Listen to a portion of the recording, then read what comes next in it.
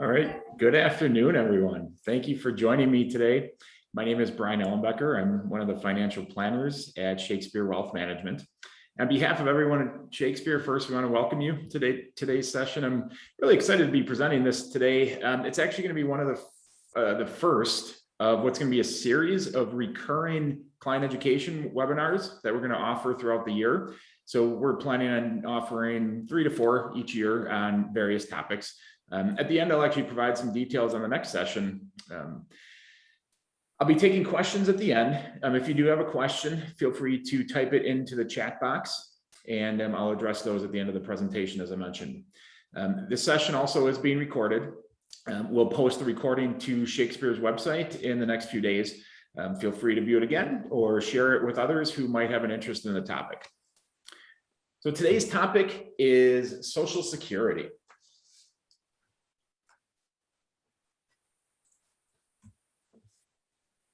I'm going to cover many of the key areas today on the Social Security topic. So I'm going to start by reviewing how you become eligible for benefits in the first place. And then from there, I'll move into factors that impact the amount you're going to end up receiving. So that's going to include the benefit calculation itself, inflation adjustments, how starting benefits at different ages impacts how much you end up receiving. I'll discuss possible reductions in benefits if you continue to work while actually collecting benefits. We'll cover the taxation of Social Security, and then finally, a few other deductions like Medicare premiums and income taxes. And once you have a good handle on the amount that you might end up receiving, we're going to move into benefit planning strategies. The most common question, and I would say most important question that we get asked is, when should I start my Social Security benefits? So we're going to try to help you answer that question here today. And finally, we'll look at the financial outlook for Social Security. I do find that this is one of the areas where there's a lot of confusion and misunderstanding. So I'm going to clear some of that up for you here today. So first, let's start with a little brain teaser, shall we? So does anyone know who this person is? Now, that's a rhetorical question. I have video off and microphones off, but if you know who this person is, congratulations, because you're probably one of the few. However, those that do know her might call her the face of Social Security. This is Ida Mae Fuller, and she is actually the first person to have ever received a Social Security benefit. Now, she paid in $24.75 in payroll taxes over the course of the 3 years into this newly created Social Security program. When the program was first created, there was a little bit of a runway before benefits were paid. So, they needed to fund the program before they could actually pay something out. The first benefits were paid in 1940. So she received her first check in January of 1940, and it was in the amount of $22.54. Which she started collecting at her age 65. Now, at that time, the life expectancy for a woman in the United States was age 65. So she was essentially at her life expectancy when she started collecting. Well, I ended up living to the age of 100, and she collected $22,889 over her lifetime, which earned her a 924% rate of return on the money she put in over that 35-year period. Now, today, all you have to do is invest in crypto, and you can earn that return in just a few days. But in the 40s, 50s, and 60s, that was a pretty good rate of return. Now, all kidding aside, though, her story does demonstrate two things. One, it showed the positive financial impact that the program could have on someone's life, but it also foretold some of the funding issues that the program would run into later down the road. So let's fast forward into today, and we'll dive into some details on the Social Security program as it currently functions. So we'll start by looking at how someone becomes eligible to receive a benefit in the first place. So to be eligible for Social Security, you need to have 40 quarters of earnings over your work history, or you need to be married to someone who has 40 quarters of earnings. You earn 1 quarter by having $1,470 of employment income in 2021. Now that number is inflation adjusted, so it does go up a little bit each year, but for 2021, it's $1,470. You can earn up to 4 quarters per calendar year. So once you have $5,880 in employment income in 2021, you've earned your 4 quarters for the year. Now, if you do the math, this means you must have worked at least 10 years to actually qualify for a Social Security benefit. Now, when you earn quarters, you can earn those at any time during the year. They don't have to be spread out over a period of time. If I have a high-paying job and I earn $5,880 in one day, I've earned my 4 quarters for the year, and I'm all set. Now, as I mentioned, being married to someone that qualifies also entitles you to benefits. We'll talk about those spousal and survivor benefits later on in the presentation. Now, it's important to note that your quarters of coverage, while they determine eligibility, have nothing to do with the amount of Social Security you're actually going to receive. They just make you eligible. So how do you actually determine the amount that you receive? Your Social Security benefit itself is based on your highest 35 years of earnings. Now, this is a common area where I do see some confusion. Sometimes people might often think it's a much shorter time period. Maybe it's the last 3 or 5 years or the highest 3 or 5 years, which sometimes is confused with common pension formulas. Social Security is a much longer time period. It's your highest 35 years. Essentially, it's an average. So the formula, it's a complicated average though. The formula takes into account inflation and some other adjustments. So it's not just taking 35 years, you're adding up your earnings and dividing it by 35. It's more complicated than that. But the key thing to really know is just that it's 35 years of earnings. So if you don't have 35 years of work history, then some zeros get added into your average, which could bring down your average earnings and then result in a lower benefit amount. So for example, if you only had a 30-year work history, your average is going to include 5 zeros for the years that you didn't have that employment income. And obviously that'll have an impact on your benefit. It's also important to note that not all earnings actually count towards that average. In 2021, only your first $142,800 of earnings count towards your Social Security earnings history. So you might ask why that is. Well, that's the amount that's subject to FICA tax, which is a big portion of what funds the Social Security program overall. One of the payroll taxes, when you look at your check, you see some taxes taken out. FICA tax is one of those things that's going to pay for Social Security. Amounts over that threshold aren't subject to the tax, so they don't count towards your Social Security earnings history. Another tip is you want to make sure that you check your earnings history every year for accuracy to ensure that all of your employment income is actually being reported and counted towards your Social Security benefit. So if you earned the maximum amount that you could, that was counted at least towards Social Security for the past 35 years, and you reached your full retirement age in 2021, and you filed for benefits this year, the maximum amount you would get is $3,148. Excuse me. Now, the formula that we're talking about calculates your primary insurance amount, or PIA. This is also known as your full retirement age, or FRA benefit amount. So if you ever hear those terms or abbreviations, that's what we're talking about here. Now, your full retirement age is a key concept within the Social Security program. It's the first age that someone can file for what's referred to as their unreduced benefit amount. If you file prior to this age, you're going to get less than that. And if you file after this age, you're rewarded by waiting and you get more. Now, your full retirement age is going to vary based on the year that you were born. So people reaching full retirement age this year were born in 1955, which according to the table you see on your screen here, that would mean their full retirement age is 66 and 2 months. As you can also see by the table, the full retirement age is slowly increasing until it reaches age 67 for people that were born in 1960 or later. So it's important to know where you fall on this table. So now that you know when your full retirement age is, you can determine the impact on your benefits if you file earlier or later. So if you file for benefits early, they are going to be reduced. How much they're reduced depends on how early you file, how many years you are away from that full retirement age year.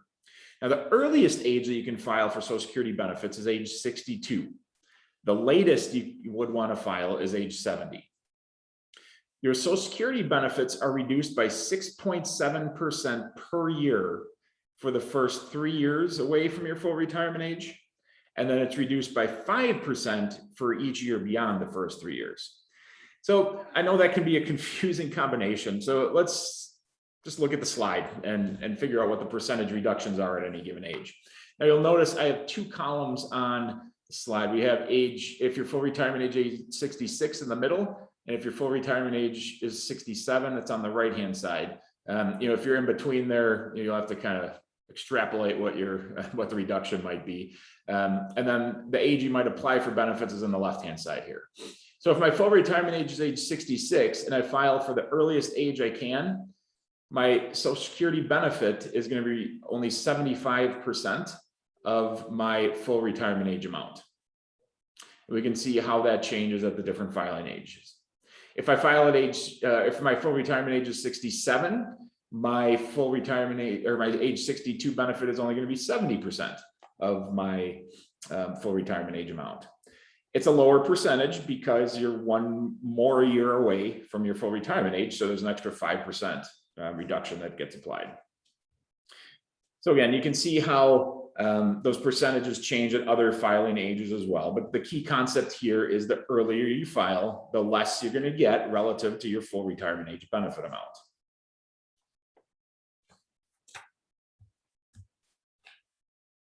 Now, conversely, if you wait to receive benefits until after your full retirement age, your benefit's going to increase. So for each year you delay beyond full retirement age, your benefit increases by 8% per year. This increase is sometimes referred to as delayed retirement credits. So if you hear that term, it's referring to that 8% increase per year after full retirement age. So again, our table is very similar here, but now we're looking at later filing ages. The filing ages are 66 through 70. If my full retirement age is 66 in the middle column or 67 on the right-hand column, you can see how much more you get in benefits if you wait. So if your full retirement age is 66 and you file at age 70, you're going to receive 132% of your full retirement age amount. If your FRA is 67, you're going to get 124%. So that's 1 less year of increase. So that's why it's 8% less than someone with a FRA of 66. Now, it's important to note here, benefits do not increase after age 70. So there's really no reason to wait any longer to file. If you do, you're just missing out on benefits at that point. So there's, again, no mathematical benefit to waiting.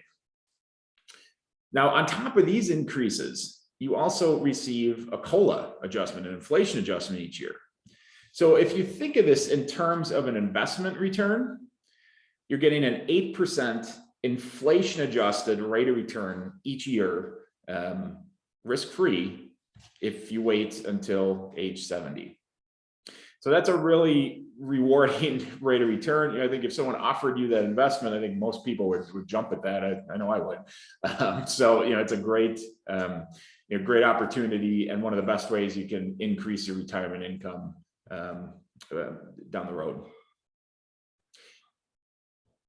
While all of the percentage that I've talked about for both increases and decreases, I've talked about annual percentages, just know that these increases or reductions are actually applied on a monthly basis. So in other words, every month you wait to collect Social Security, it goes up by a little bit. So again, even though I talked about annual percentages, you do get a small increase each month. You're basically dividing those percentages by 12. So now that you have a handle on how benefits adjust based on your filing age, we can take a look at trying to start to answer the question of when should you consider taking benefits? And most importantly, what is the cumulative impact to you over time by taking benefits earlier versus later? So let's take a look at an example. So my example that I'm going to look at, we've got a worker here. They retire at the end of 2020 at age 62. So their benefit at full retirement age, which for someone that age is going to be 66 and 10 months, they're going to get $2,000 a month. If they file as early as possible at 62, that benefit's reduced to $1,322 a month. If they wait as long as possible and collect at age 70, they're going to get $2,606 a month. Now, for the purposes of this example, I don't include any inflation adjustment. It's a little bit easier to follow the numbers that way. But if there were inflation adjustments that were applied, obviously it just makes the numbers and even the gaps a little bit bigger.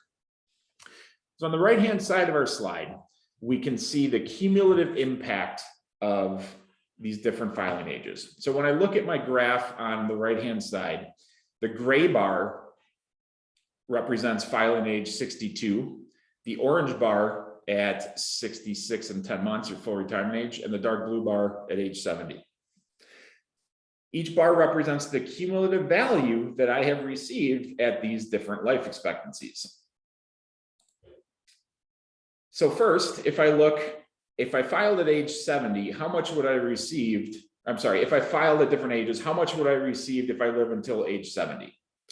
Well, age 62 is going to lead to the largest benefit cumulatively. I've received benefits for 8 years, even though it's a smaller amount. I received it for a much longer period of time than I would have for the other benefits. I wouldn't have even actually collected anything at age 70, so I don't really have anything yet. So, clearly, if you expect, in the first few years, or if you expect to have a really short life expectancy, filing as soon as possible is going to lead to the highest benefit amount. At age 75, the story continues. Filing early still pays off. Although you can see the gap starts to close between the gray and the orange bars, and even the blue bar as well. So while you're still ahead by filing early, the difference in cumulative benefits starts to get closer. The story changes once we hit age 80. So by age 80, now 62 isn't the leader anymore. In this case, filing at full retirement age, you can see has pulled ahead slightly of filing at age 62. So again, what this is telling me is cumulatively for the benefits that I received over that period of time, I received more now by waiting until filing at full retirement age and collecting that higher monthly check than collecting a lower check at age 62, even though I've gotten a lot more payments. And the age 70 filing strategy is pretty much even at this point with 62. So you'd have the same amount in Social Security roughly, whether you filed at 62 or 70 by the time you're age 80. Now, when we get to age 85, things really start to change. I can see that 62 is now the lowest, and filing at age 70 has led me to collect the most in Social Security over time. And we're looking cumulatively at about a $60,000 difference between the two. And if I move to age 90, we can see the discrepancies get even larger, where now I'm looking at over $100,000 difference in filing between ages 62 and 70. So this can be real money over time. We're going to talk a little bit later about some of the other factors that you want to consider when you're making a decision, but life expectancy tends to be, from a math standpoint at least, the key driver in this decision. The longer you live, the better off you are waiting to collect from Social Security. Now, as we see, and we start to talk about some other factors, it's not always that simple, but that's one of the key premises that you're going to want to keep in mind as we continue to think through these decisions. So what are some other factors we want to consider when looking at the benefit amount we're going to receive? Well, the first one is the fact that benefits do increase each year because Social Security is awarded a cost of living adjustment. So that's an inflation increase. Sometimes that's abbreviated as COLA, and that's applied every year. So what happens is the Social Security Administration looks at the CPIW, which is the Consumer Price Index for urban wage earners and clerical workers. So that's one of numerous inflation benchmarks that are looked at, and that's the one that Social Security has chosen. This increase applies to any type of benefit received, including retirement benefits, spousal benefits, survivor benefits, disability benefits, any kind of Social Security benefits receives this increase. So the COLA for 2021 was 1.3%, which is in line with the relatively modest increases we've seen over the past decade or so. When inflation is low, we expect to see the Social Security adjustment to be low. In fact, the adjustment's been under 2% or less for 8 of the last 10 years. It's averaged only 1.65%. And actually the last 12 years, there were essentially 4 years where we didn't get anything. There were 3 years of 0 and 1 year was just 0.3%. So with inflation being so low recently, the Social Security adjustments haven't been that large either. You know, if we go back to the last 20 years, the average is a little higher, but it's just over 2%. And going back to 1975, when they started pegging it to this version of the CPI, it's been 3.63%. So again, recently it's been a lot lower. Now for 2022, the story is expected to be a lot different. You know, we've been seeing real high inflation because we're coming off such low numbers from COVID. So prices have come up relative to those very, very low points. We're actually projecting a Social Security increase of over 6% this year in 2022. Right now, the projection is somewhere between 6 and 6.1%. If it does exceed that 6% mark, that's going to be the highest since 1982, which is 40 years ago. For me, when I thought about that, it's shocking to me that 1982 is 40 years ago, but nonetheless, we're in line for a big inflation adjustment this year. Gas prices are primarily are a big driver of that inflation index, the CPIW. So that's a big one that's driving this. You know, there's an argument to be made actually that gas prices typically impact younger consumers more than older ones. As people age, they tend to drive less, and the spending actually they spend more on housing and medical. So there's been arguments to change the benchmark to better reflect what people collecting Social Security actually spend their money on. But for this year, that's a conversation for another day. This year, we'll just enjoy this higher inflation adjustment. So as an example, if your benefit's $2,000 a month and goes up by 6%, that's $120 a month increase. So you know, it'll be nice to see a meaningful increase versus what we've seen in the past few years. Now, remember that if you're on Medicare, your Part B premiums will go up as well. So that'll eat into that 120 a little bit, but you know, still should be a nice increase relative to even if factor in the reduction for Medicare. So another factor that can increase how much you receive from Social Security is whether or not you're working. Now, if you're full retirement age or older, if you're working and receiving Social Security benefits together, doesn't change the amount that you're going to receive from Social Security. You can earn as much, you can earn an unlimited amount, and your Social Security benefit will not be affected. However, if you're under full retirement age and you filed for Social Security and you continue to work, your benefit could be reduced if you earn over a certain amount. So for 2021, if you earn more than $18,960 per year, your Social Security benefit is going to start to be reduced. It's going to be reduced by $1 for every $2 you earn above that threshold. Okay. Now, if you retire in the current year and file for Social Security in the same year you retire, the earnings test is actually done on a monthly basis instead of an annual basis. So to figure out how much you can earn in any month, you just take that $18,960 and divide it by 12. Keep in mind that is an inflation adjusted number, so that number will creep up a little bit every year. So why is it monthly in the first year, in the year you first file for Social Security? Well, that's to avoid penalizing people that retire in the middle of the year. You know, let's say if I have a high paying job, you know, let's say I earn $200,000 a year. If I retire in June and start Social Security in July, I earned $100,000 already. I'm way over that threshold. You know, I wouldn't get any Social Security benefit if it was an annual test. But because I've stopped working, I'm not going to earn any income again going forward. They allow me to collect the Social Security benefit, even though previously I earned above that threshold. So again, the monthly test in the first year is really just to avoid penalizing people that retire in the middle of the year.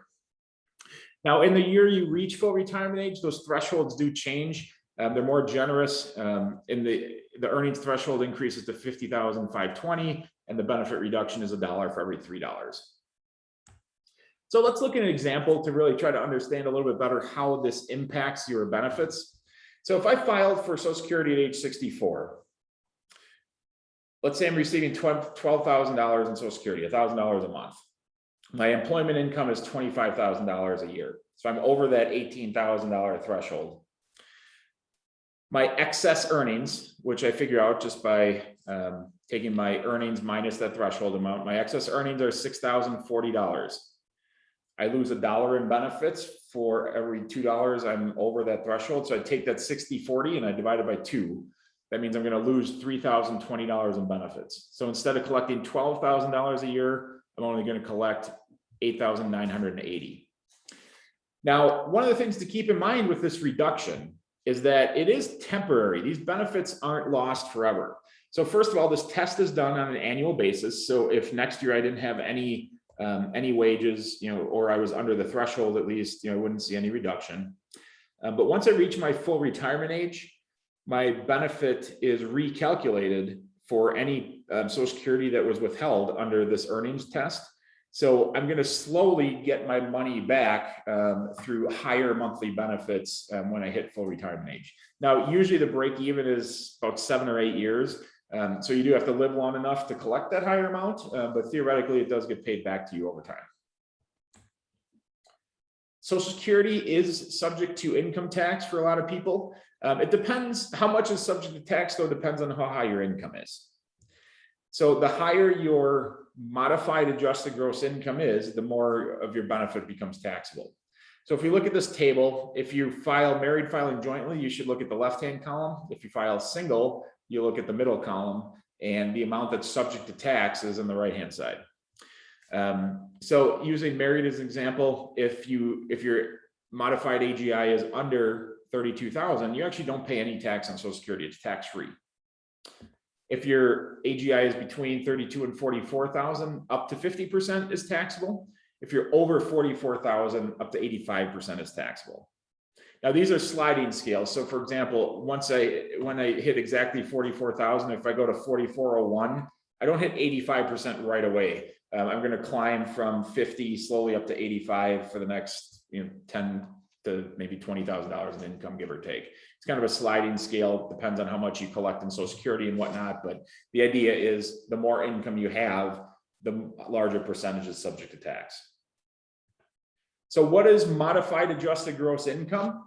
Well, for the purposes of this test, it means your adjusted gross income, which is going to be your typical source of income. So for a retiree, that's going to typically be investment income. So interest, dividends, capital gains, any pension income, IRA withdrawals, deferred comp, any other retirement account withdrawals, that all counts as modified adjusted gross income. On top of that, you would add in tax exempt interest. So that interest from municipal bonds is usually tax-free, but for the purposes of this test, you got to add it in and then refer back to those ranges in the table. And then you also include 50% of your gross Social Security benefit. So you back out the amount that might be subject to tax and just use 50% of the gross amount. So that's how you determine the modified adjusted gross income. Now, all of those rules that we were talking about are for federal tax. The good news on the state side is that Social Security is tax-free in most states. There are only 13 states that tax at least a portion of Social Security benefits. So if you're quickly eyeballing the list that I have on the slide there, the good news is Wisconsin is not on that list. So, and that's where most of our clients reside. So good news is if you live in Wisconsin, Social Security is tax-free. Like I said, Wisconsin is one of the 30 states that exempt benefits. There's 7 states that don't even have an income tax. So essentially it's 37 of the 50 states do not tax Social Security benefits. So typically Social Security is referred to as a tax advantaged income source on both the federal and state levels. Typically, it's better than paying ordinary income on 100% of dollars like you do with, say, an IRA withdrawal or a pension. Lastly, there's a few other things that can be taken out of your Social Security, which might impact the net amount that you receive. Medicare premiums can be withheld. So Part B premiums are the key one here. So Part B premiums, it's optional to have those withheld, but we strongly recommend that you do so. If you are subject to higher Medicare premiums because your income is over certain levels, those higher premiums are referred to as IRMA. Those are also taken out of Part B. The advantage to having Medicare Part B premiums withheld is that in years that it applies, it invokes what's called the hold harmless provision. Now, this can get pretty complicated. In the interest of trying to keep things simple here today, basically the hold harmless provision just guarantees that your Social Security benefit will not decrease due to an increase in Medicare premiums. So if the Medicare increase in dollar terms is larger than the Social Security increase, for example, in years where Social Security saw a 0% inflation adjustment, those were years where the hold harmless provision kicked in and it held Medicare premiums at what they were for the prior year. That's essentially what hold harmless means. But this only applies if you have Part B premiums withheld from Social Security. And you also can't be subject to IRMA. If you're subject to IRMA, hold harmless does not apply either. But nonetheless, it's just good practice to have Part B withheld. You got to pay them anyway. So if you're on collecting Social Security and on Medicare, have your Part B premiums withheld. You can also have your Part D, which is prescription drug premiums. And if you have an Advantage plan, you can have those premiums withheld. Those we typically recommend just paying the insurance companies directly. There's some administrative hurdles that don't make it as efficient. There is no hold harmless benefit to with either of those plans. So there's really no additional benefit to doing that. IRMA ends up getting billed separately anyway. So Part D and Advantage, you don't get much of an advantage, pardon the pun, by having them withheld from your Social Security benefits. And then finally, you can have income taxes withheld.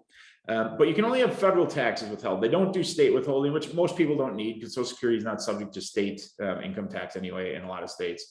But with federal withholding, you can only choose one of 5 percentages. So it's 0, 7, 10, 12, or 22. Those are your only choices. So while it's nice to be able to have withholding on that income, you don't have a lot of flexibility in how much can be withheld. So now that you have a good handle on how benefits are calculated and how much you might end up receiving, let's talk about the benefits that can be paid to other people. So not only does Social Security provide a benefit to yourself, but there's others that can benefit off your earnings and record as well. And that includes your spouse, a surviving spouse, and even minor children after you pass away, an ex-spouse, a surviving ex-spouse, and even dependent parents can collect the benefit. So when you're doing your planning, you want to keep these other people in mind if they are entitled to a benefit off of your earnings record. So let's go through, we're going to focus on spousal and survivor benefits because those are the most common, and give you an idea of how those come into play. So first of all, a spousal benefit is potentially paid when both spouses are alive. And you typically get the larger of one of two amounts. You either get your own benefit or half of your spouse's benefit at their full retirement age. So if I'm the lower earning spouse and I'm entitled to a spousal benefit, if I file at my full retirement age, I'm going to get half of my spouse's benefit. But if I file early, I'm still subject to those same reductions that I talked about earlier. Now, to be eligible for the spousal benefit, I do need to be married for at least a year. And also, so the working spouse, which is essentially the spouse that I'm claiming a benefit off of, the working spouse must have actually filed before any spousal benefits can get paid to the other person. So depending on age gaps and filing strategies, this sometimes can make it difficult to access a spousal benefit, at least right away. Now, also keep in mind with spousal benefits that you don't get a benefit for waiting beyond full retirement age. So you maximize your spousal benefit at your full retirement age, and there is no increase to that amount beyond your full retirement age. Now, as far as benefits are paid out, when a spouse files, they actually get paid their own amount first. And if the spousal amount ends up being higher, they get an add-on that's paid to them that brings them up to whatever that spousal amount should have been. Just as a reminder for some people, the rules have changed, and they changed a few years ago. You are no longer able to file for the spousal benefit and then switch to your own benefit later. That was a strategy called a restricted application that has been phased out, and that was only available to people that were born on or before January 1st, 1954. So that is off the table anymore. So the reason I don't really talk about that is because you can't do it anymore. So that's spousal benefits. Survivor benefits are another big benefit that people can be entitled to. Now this kicks in once one spouse passes away. So the surviving spouse would then be entitled to the larger of their own benefit or 100% of the deceased spouse's benefits. So spousal benefits for 50%, survivor benefits are 100%. So the most common scenario we see is when one spouse passes away, both have already filed for benefits and are collecting Social Security by the time the first death occurs. So if that's the case, another way to think about this, maybe an easier way to think about it, is the larger of the two benefits is going to continue and the smaller of the two benefits stops. Okay. So there are a lot of factors that actually impact the survivor amount. My explanation of you get the higher of your own or 100% of the deceased spouse's benefits, there's a lot of caveats to that. That's a general rule of thumb, but the formula is actually really complicated. The two main factors that determine how much you get is how old the spouse was that passed away relative to their original claiming age, and then the age that the surviving spouse is when they actually file for benefits. So keep those things in mind. These are rules of thumb, but the actual amount that you might be entitled to could vary a little bit depending on some of those specifics. Now, you can't claim, or I'm sorry, the spousal benefit, that line shouldn't actually be on there. Talking about survivors' benefits, the benefits don't increase again beyond full retirement age. So similar to spousal benefits, benefits don't increase for survivor amounts beyond full retirement age. So if you're entitled to a survivor benefit and you're not yet full retirement age, you don't want to wait any longer than full retirement age to start that, because you're not getting rewarded for waiting. Survivor benefits are unique in that you can start them as early as age 60 versus 62 for the regular retirement benefit. So you can access survivor benefits a couple years earlier. With survivor benefits, you do still have the ability to pick between your own and the spousal benefit, which does allow, or I'm sorry, your own benefit and the survivor benefit, which does allow for some actually nice planning strategies. So if your goal is to maximize Social Security over time, and you are still under, you're still young enough where you're not over age 70 and you haven't filed for Social Security yet. If you file for the lower amount right away and the higher amount as late as possible, that's typically the strategy that's going to give you the most over the course of your lifetime. So for example, if the survivor benefit is the lowest amount and my own benefit is the highest amount of the two, I would file for the survivor benefit as soon as possible. So which could be as early as age 60. And then I would switch over to my own benefit as late as possible, which would be age 70. So I'd still get some income from 60 to 70, and then I'd really maximize my own benefit and I'd get a big raise at age 70. So there's a lot of strategies like that you can do with survivor benefits. Also keep in mind though that the earnings test applies here just like it does to any other Social Security benefit. So if you're under full retirement age and you start survivor benefits, but you're planning to continue to work, those benefits are going to be reduced if you earn over that $18,960 threshold. So benefits for an ex-spouse, even if you're not currently married, if you meet certain marriage requirements, you can collect spousal and survivor benefits under the rules we just talked about for current spouses. So again, you just need to meet these marriage requirements and those benefits are available to you. So for spousal benefits, you need to have been married for 10 years and divorced for 2 years. And you can't currently be married. Now, the 2 year waiting period, the divorced for 2 years item, that is waived if your ex-spouse had already filed for Social Security at the time of the divorce. So they're not going to take Social Security away for 2 years if you were already receiving it. But if you haven't been receiving it, there is a 2 year waiting period. Now, the ex-spouse, so the person that you're claiming, the person whose record you're claiming benefits off of, they must be at least 62 before the spousal benefit can be claimed. This is different than spousal benefits. With spousal benefits, the other spouse has to have actually filed for benefits. In this case, you just need to be eligible to have filed. And Social Security Administration, they realize that ex-spouses may not be coordinating Social Security benefits, so they don't require that extra step. With survivor benefits, again, an ex-spouse can be entitled to survivor benefits as long as they were married for 10 years and they didn't remarry prior to age 60 or that marriage has since ended. And just like survivor benefits for a current spouse, reduced benefits are available as early as age 60. So we talked about a lot of factors and some of the people you need to consider when filing for Social Security. Now let's look at some of the other factors you might want to consider. We talked about life expectancy already. And when we were looking at that example earlier on, you saw that the longer you expect to live, the better off you were waiting for Social Security, because you're going to receive a higher benefit amount, and that's going to exceed that lower payment, even though you're getting it earlier after a certain period of time. But that's only one factor, and that's really just looking at Social Security in a silo, if you will. There's a lot of other variables we want to factor in. So some of the other things that you're going to want to consider is your need for income. If starting Social Security earlier provides you with some supplemental income that helps you, bridge the gap to retirement, maybe you have money coming in from a pension that you could start later, or deferred comp, or certain things like that, and starting Social Security earlier helps you bridge the gap, or helps you achieve the standard of living that you need to retire when you want to retire, then that's what the income is there for. If you need the income, take it. That for me is always rule number one. While all these other delay strategies and planning strategies are great for people in certain situations, if you need the income, you take it, because that's what it's there for.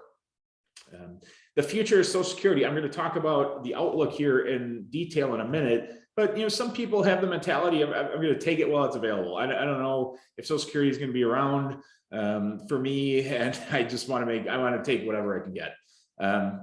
And that's okay if that's the way you feel. I think you want to make sure you understand really what the outlook for Social Security is, and some of the adjustments that can be made to shore things up before you don't want to make that decision too hastily. Again, while it's a valid consideration, make sure you understand the true health of Social Security and the position that it's in.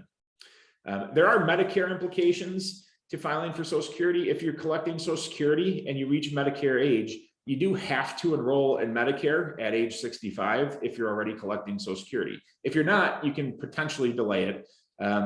This impacts most people if you are still have an employer plan and you're trying to contribute to health savings accounts.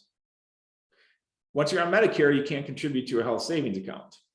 You can still have HSAs, you can still take tax-free withdrawals, you just can't put any more money in. So if you are, if it's really important to you to be able to contribute to an HSA and you would otherwise plan on delaying Medicare enrollment, again, once you file for Social Security, you're forced to at least take Part A. So that's something to keep in mind. We talked about this already, but it's worth reiterating again. Waiting on Social Security offers a really solid investment return if you consider it that way.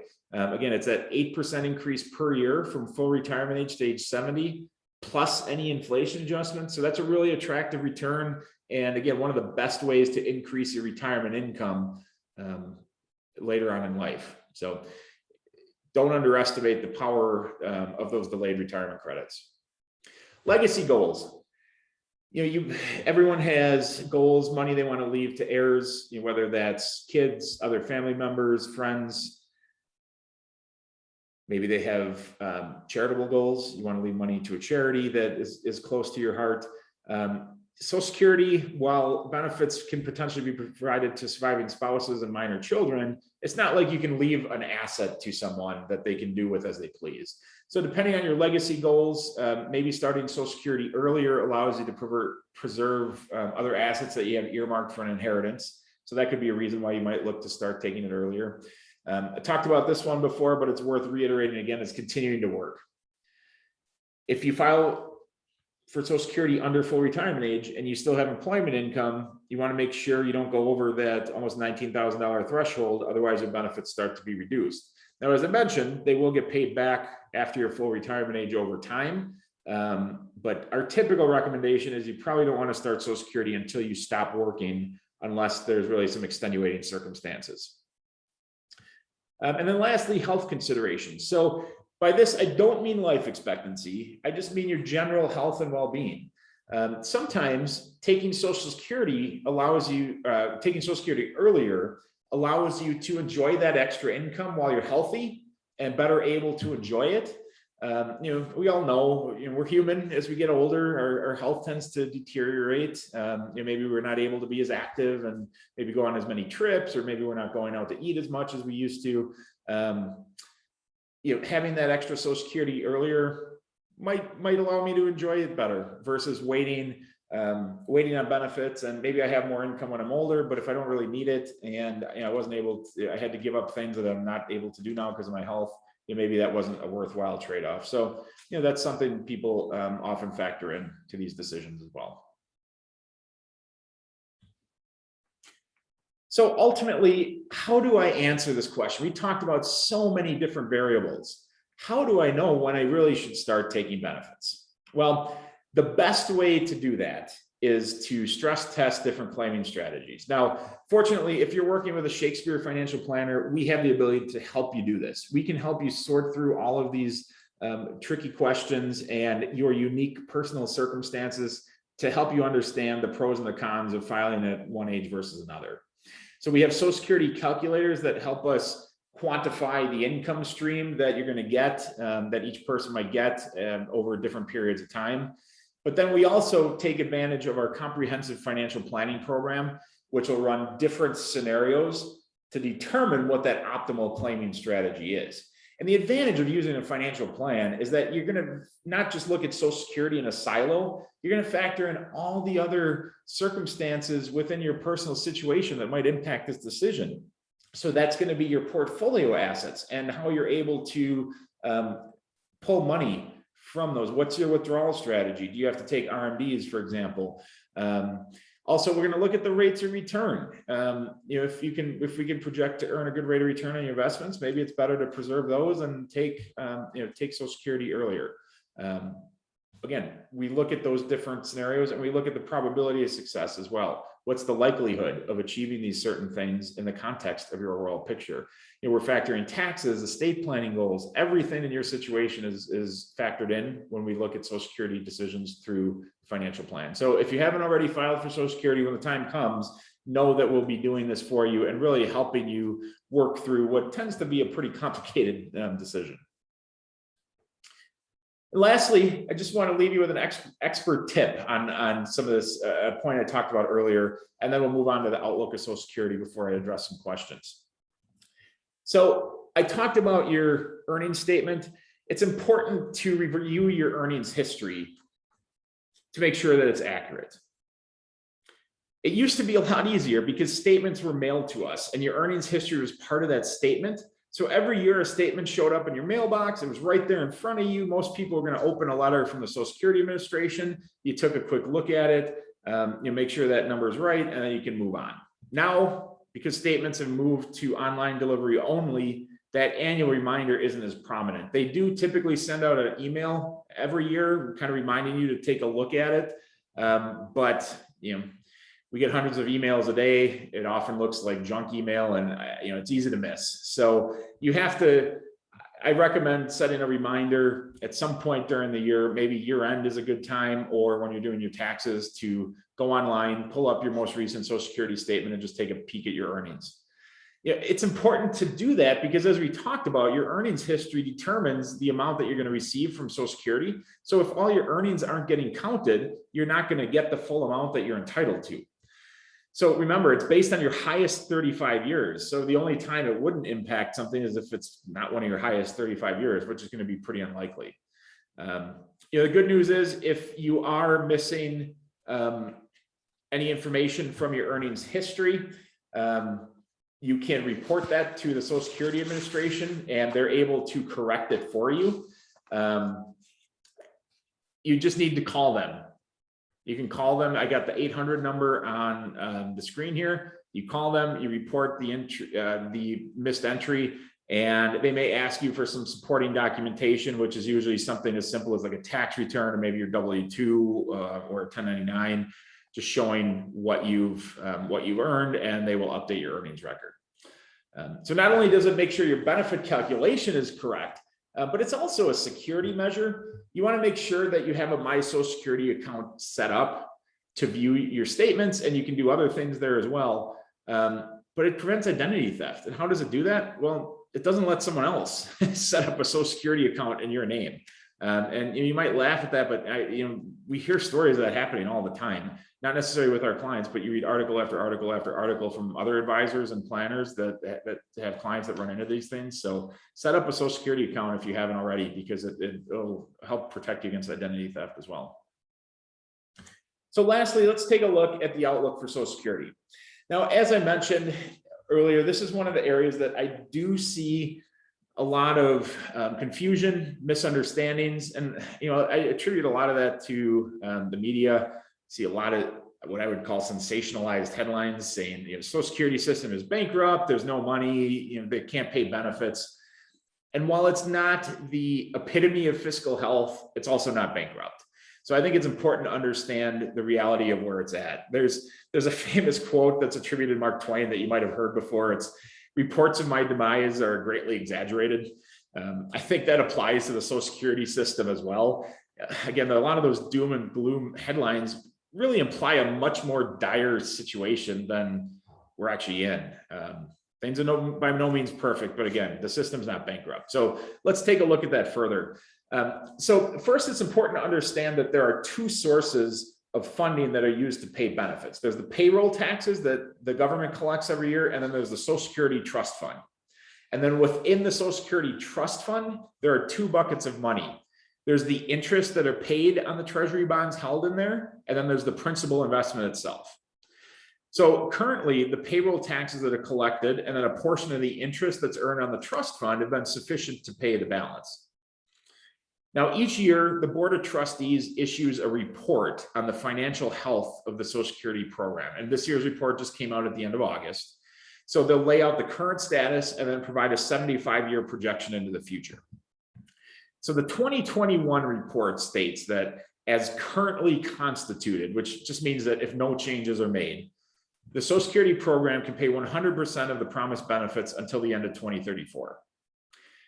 So at that point, the trust fund would be depleted and all they'd have left are the payroll taxes that they collect every year to pay benefits. So at that point, they'd be able to cover 78% of the benefits due, which slowly decreases. And by 2095, only about 73% of benefits are covered by payroll taxes.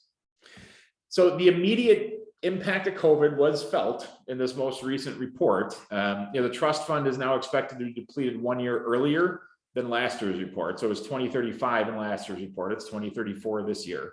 But that's actually a lot better than a lot of the worst case scenario projections. Many of those projected that we might lose as many as 5 years off of the funding. So the fact that we only lost 1 year, depending on your perspective, that might be relatively good news.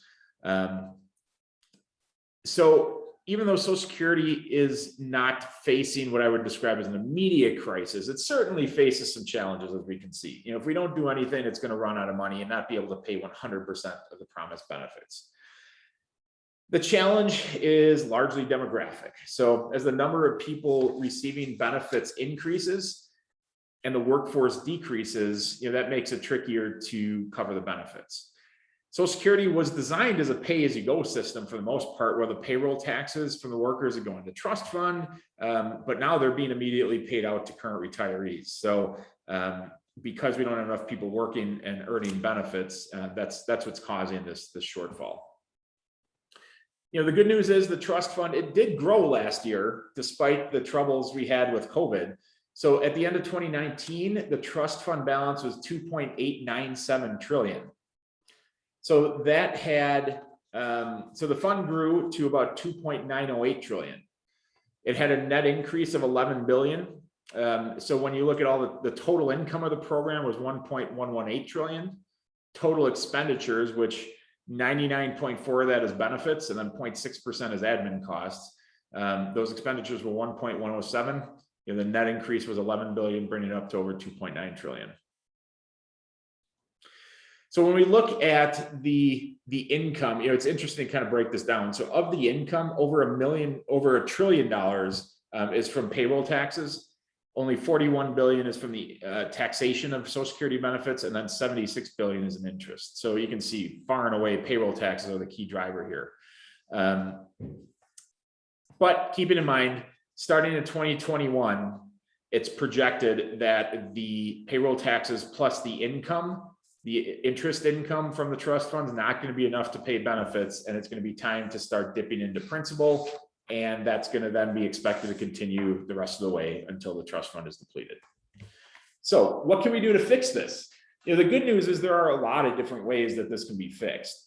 On the slide, you can see a bunch of different items. I've got them broken up into kind of most likely and less likely options.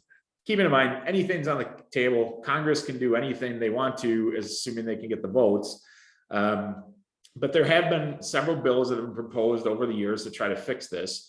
The sooner we fix it, the less painful the adjustments need to be. So there's definitely incentive to fix it sooner than later. But one of my favorite sayings, which is attributed to Andrew Brandt, who used to be the Packers salary negotiator. Now he's a sports agent. His comment is deadlines spur action, meaning things don't really get going until that deadline is right upon us. So the deadline still being 13 or so years away. We aren't feeling the immediacy of needing to fix this yet. So it may take Congress some time to feel the urgency.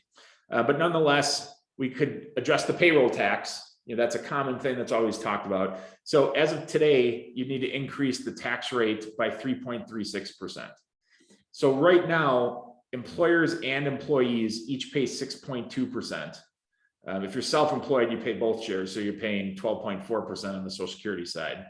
So if you increase that by 3.36 in total, that would take care of it. Another thing you could do is increase the income base. So remember, they're only taxing $142,800 up to for each person's income. So especially higher income earners, they have a lot of income that's not subject to that tax. So you could increase that income base as well. There was a proposal floating around as part of Joe Biden's budget proposal to start applying the FICA tax to wages above 400,000. So there'd be a little gap between 142 and 400, and then it'd pick up again. So that's one thing that's been discussed. Nothing is imminent though on that by any means. You could increase the number of years and the average. So remember, I said the highest 35 years. You could make it, even adding a year or two would have an impact. And typically that's going to lower the benefit a little bit, because then you have more and more people that don't have a full earnings history, or maybe you're adding in lower earnings years, those years when you were maybe a teenager in your early 20s when you weren't at your peak earnings yet. That typically would have an impact to lower benefits. They could extend the full retirement age. This is especially most commonly discussed for people not yet collecting benefits. So if you extend the full retirement age, it increases the haircut you get for filing benefits early. It also minimizes the increases by shaving years off the back end. They could increase taxes. And when we looked at that tax slide, if you remember, even people with the highest incomes, still 15% of Social Security was tax-free. So they could make adjustments to those tables and increase the amount of tax they collect.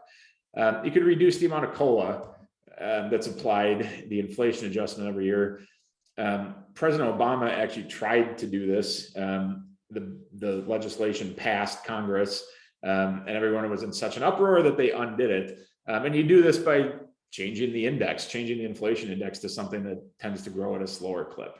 That one doesn't seem to be as popular. That one may start shifting down to the less likely column, but nonetheless, that's something that's been talked about a lot the last few years. Less likely would be cutting current benefits. You'd have to cut them by 21% if you cut them for everyone, including people currently collecting, or you'd reduce it by 25% if it only applied to people who haven't yet filed. This hasn't been a real popular thing. First of all, cutting benefits for people that are already collecting Social Security, they don't really have any recourse. The vast majority of the population that's collecting Social Security, that's their only source of income. But even for those that aren't, it's usually a big part of it. And you're in a position now where you can't do any planning. You can't really make any adjustments other than you just have less income, so you don't have as much money to spend. That would have a very detrimental effect, especially to the lowest income population. Private accounts were discussed. That was something that was really popular back during the Bush II presidency.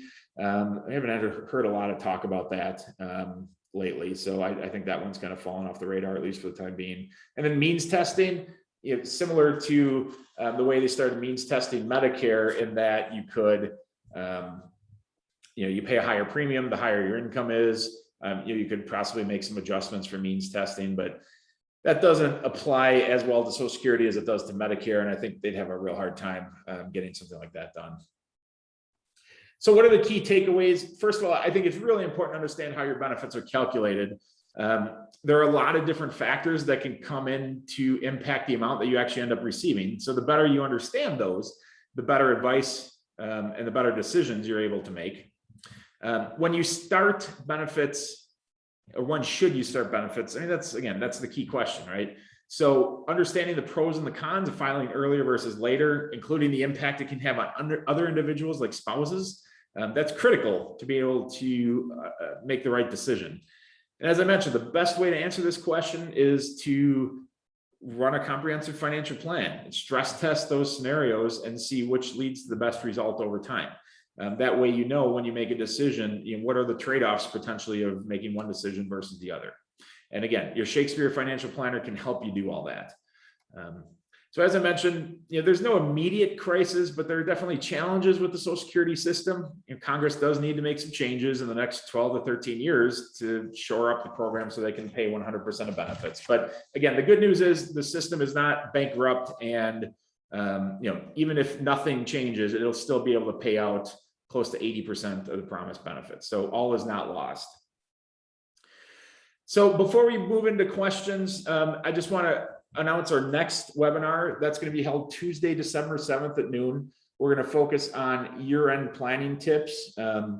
Right now, we are in the early stages of seeing a lot of tax planning changes being proposed. So depending on how things go in Congress over the next few weeks, we may have some significant tax changes to talk about for the upcoming year. So we'll cover those things and other planning tips on the estate planning side and just general financial planning tips. So mark your calendar down, and that'll be our next session. That will also be a webinar via Zoom like this one.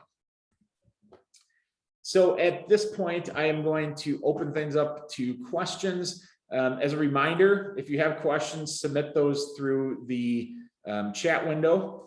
And I'm just going to take a quick look at the questions we have in there and see what we have. So our first question, is it fair to say that filing early is better and that people in their 60s to mid 70s might still be active and in their go-go years by mid 70s and older, slowing down and fund expenses are reduced? In other words, take the money ASAP and enjoy it, as long as there are other assets to grow and obviously replace that income. And I think I covered that a little bit later, looking at the time that the question was posted. I think I covered that, but yeah, that's one of the factors that I think people should consider is, if you can better enjoy that income by taking it earlier, that's one of the factors you want to consider. Those are trade-offs. One of the things that I've always found with this is there's very, very rarely a silver bullet answer that, this is the slam dunk answer that I know is 100% right for me. And I have no doubts. There's trade-offs to any decisions. There's trade-offs to taking it early versus taking it late. We talked about a lot of those trade-offs. There may be others that come up when we do an analysis and look at your personal situation. But this is one of those trade-offs. Do you want to take that money sooner, even though you're going to get a little bit less every month? But if you can use it, maybe you can take a better trip or more trips or go see family more often. Those are all things that can be very important, and that can outweigh the math side of taking it early versus late. So that's a really good question. The presentation, the slides themselves aren't going to be available. The presentation, which will obviously include the slides, that is going to be uploaded to the Shakespeare website in the next few days. So again, the session is being recorded. The recording will be posted there, and you'd be able to see the slides through the recording. I think the last question that I currently see here. So if someone has RMDs of 75,000, will that cause them to have their Social Security taxed at 85%? The answer to that would be yes. 75,000 RMD is part of that gross income calculation. That would put them over the threshold. Whether you're married or single, you'd be well above the threshold. Plus, you'd have to add in half of the Social Security benefit itself. So at that income level, I would expect 85% to be taxable. Okay. So I don't see any other questions at this time. If something pops into your head and you want to get that question answered, feel free to reach out to your Shakespeare planner, and that individual would be happy to answer any questions. If they're not sure, they can always access me, and I'd be happy to address those questions as well. So I definitely appreciate everyone's time today. Hopefully we'll see you at the next session on December 7th, and everyone enjoy the rest of your day. Thanks for attending.